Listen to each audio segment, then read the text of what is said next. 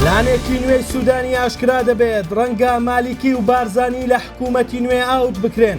ئەمریکا بەبێ گەڕانەوە بۆ دیمەشق گرنگترین بنکەی سەربازی لە ڕۆژئاوا ڕادەستی کورد کردەوە. پارتی گورزێکی دیکەی بەرکەوت دوای هەلبووسی بەرەی تورکمانیش پشتی تێکرد.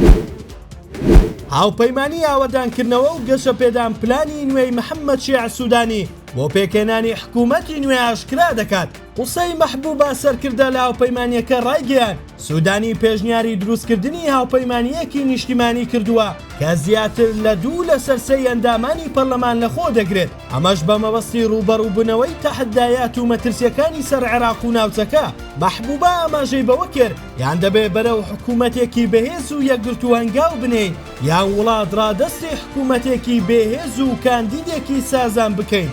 ئەم پلانەی سوودانی سەر بگرێت ئەو لایەنانەی بەشداریان کرد لە هەڵبژاردننی سەرۆک کۆمار هەر ئەوان حکوومەتی نوێ دروست دەکەن.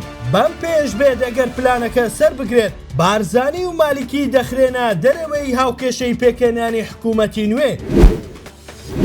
هێزەکانی هاوپەیمانی نێودەوڵەتی بە سەرۆکایەتی ئەمریکا بنکەی سەربازی قەسرەک لە دەوروبەری حەسەکە ڕادەستی فەرماندەیی ناوچەی ڕۆژهەڵات کردووە. ئەم بڕیارە دوای کۆبوونەوەیەکی فەرمی سیپان هەموو جێگری وەزیری بەرگری لە حکوومەتی کاتی و فەرماندەیەکی باڵای ئەمریکیەکان هات. دواتر چیا کۆبانێ جێگری فەرماندەی فیرقەی شێستی بنکەکەی وەرگرت.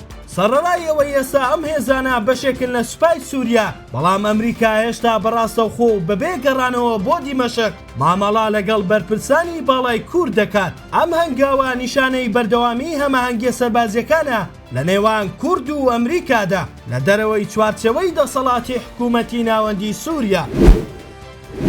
بەهۆی سیاسەتەکانی ئێستایەوە پارتی دیموکراتی کوردستان زیاتر گۆشەگیر دەبێت و پێگەکەی لە هەولێر و دووهۆک سنووردار دەکرێت. دوای هەلبووسی بەرەی تورکمانیش کە پێشتر لەگەڵ پارتی هاوپەیمان بوو بۆ بایکۆتی ئەنجومەنی پارێزگای کەرکووک لە ناکاو هەڵوێستیان گۆڕی و چوونە پاڵ هاوپەیمانی یەکێتی و هەلبووسی.